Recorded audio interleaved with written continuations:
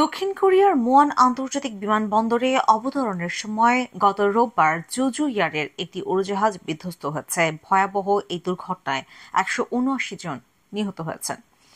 উড়োজাহাজটি বিধ্বস্ত হওয়ার আগে শেষ কয়েক মিনিটের ঘটনা প্রবাহের তথ্য দিয়েছে দক্ষিণ কোরিয়ার পরিবহন মন্ত্রণালয় এবং অগ্নি নির্বাপন কর্তৃপক্ষ। দর্শকদের জন্য বিস্তারিত তুলে ধরা হলো। সকাল 8:54।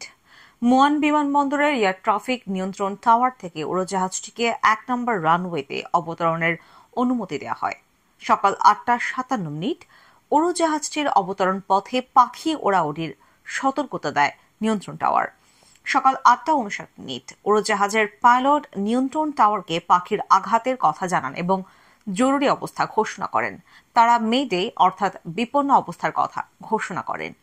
পাখির আঘাতের কথা বলেন। উড়োজাহাজটিকে ফিরে যেতে বলেন। সকাল 9টা উড়োজাহাজটি নিয়ন্ত্রণ টাওয়ারের কাছে 19 নম্বর রানওয়েতে অবতরণের অনুমতি চায়। এই রানওয়ে একেবারে বিপরীত দিকে অবস্থিত।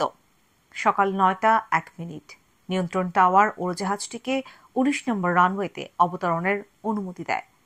সকাল 9:02 2800 মিটার দীর্ঘ রানওয়ের মাঝপথে অর্থাৎ 1200 মিটারে এসে উড়োজাহাজটির চাকা রানওয়ে স্পর্শ করে।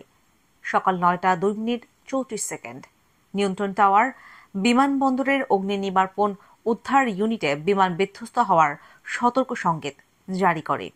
সকাল 9:02:55 বিমানবন্দরের অগ্নি নির্বাপন উদ্ধার ইউনিট উদ্ধারের সরঞ্জামাদি প্রস্তুত করে। সকাল 9:03 উড়োজাহাজটি রানওয়ের শেষ প্রান্তে থাকা একটি প্রাচীরে গিয়ে প্রচণ্ড বেগে আঘাত করে। সকাল 9:10 পরিবহন মন্ত্রণালয় বিমান কর্তৃপক্ষের কাছে থেকে বিমান দুর্ঘটনার খবর পায়। সকাল 9:23 একজন পুরুষকে উদ্ধার করা হয় এবং তাকে অস্থায়ী চিকিৎসা কেন্দ্রে নিয়ে যাওয়া হয়।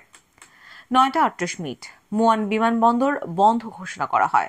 9:50 বিধ্বস্ত উড়োজাহাজটির পেছনের অংশ থেকে দ্বিতীয় ব্যক্তিকে উদ্ধার করা হয়।